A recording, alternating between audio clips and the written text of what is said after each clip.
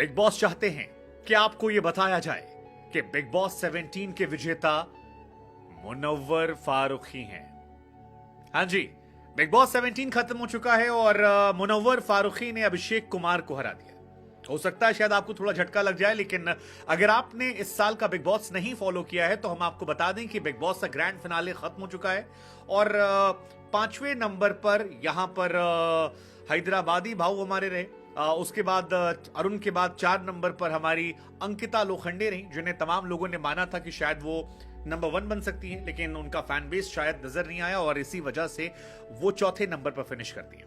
3 number पर प्रियंका चोपड़ा की दूर की बहन मनारा चोपड़ा फिनिश करती हैं। 2 नंबर पर हमारे अभिषेक कुमार आते हैं, जिनके लिए इश्क और उनकी जर्नी काफी इंटरेस्टिंग रही। लेकिन नंबर 1 पर जो कहानी खत्म होती है वो मुनव्वर फारूकी की होती है और मुनव्वर फारूकी को लेकर ज्यादातर लोगों का यह मानना था कि ये शो वो जीत जाएंगे। शुरुआत में उनकी शायरी, उनका अंदाज, बाद में उनके इश्क के चर्चे, अलग अलग लव अफेयर्स, लव ट्रायंगल, उसको लेकर काफी हंगामा, सियापा।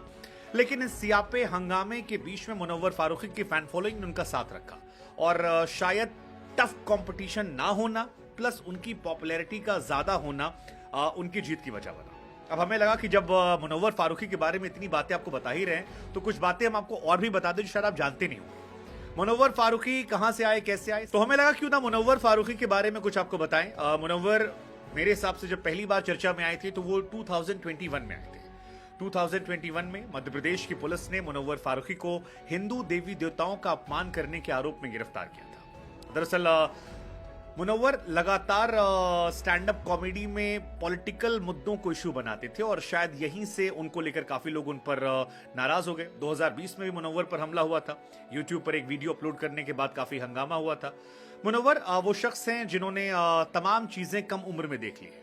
मुनव्वर फारूकी का पूरा नाम जो है वो मुनव्वर इकबाल फारूकी है और गुजरात के जूनागढ़ की इनकी पैदाइश है। हिंदू देवी देवताओं का अपमान करने का इन पर आरोप लगा था।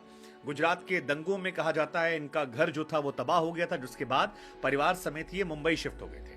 मुनव्वर केवल 12 साल के थे जब इनकी मॉम की डेथ हुई थी। इसके बाद जब फादर भी बीमार पड़े तब मुनव्वर ने परिवार की जिम्मेदारी संभाली और उसके बाद जैसा कि वो बताते हैं कई जगह छोटे मोटे काम किए।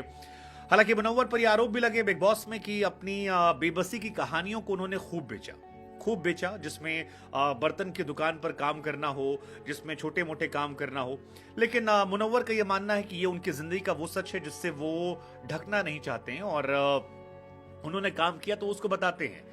वो कहते हैं कि जिंदगी में उनकी मुस्कुराहट के पीछे एक गहरा दर्द है जो जिंदगी ने उन्हें सिखाया है और उस सबक को वो साथ लेकर चलते हैं। उसी मुनव्वर ग्राफिक डिजाइनर भी रह चुके हैं, लेकिन पहली बार रियलिटी शो लॉकअप से वो बड़े पैमाने पर चर्चा पे आए थे। लॉकअप में वो जीत कर आए थे।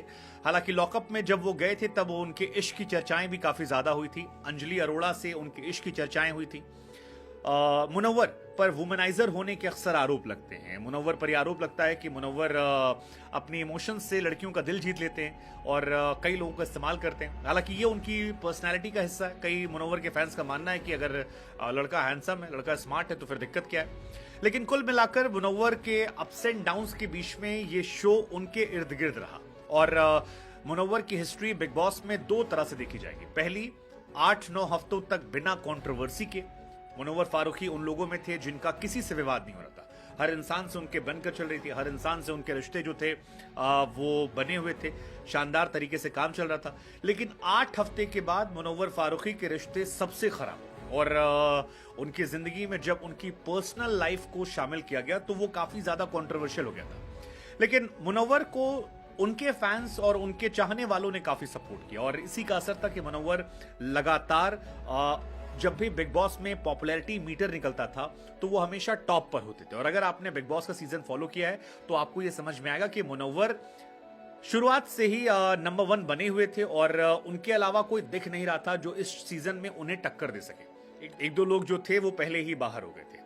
फिलहाल मुनव्वर फारूकी इस शो के विनर बन चुके हैं और उनके फैंस काफी खुश हैं। मुनव्वर ने शुरुआत में ही कहा था कि जो ट्रॉफी है वो डोंगरी जाएगी और डोंगरी अब वो ट्रॉफी लेकर जाएंगे।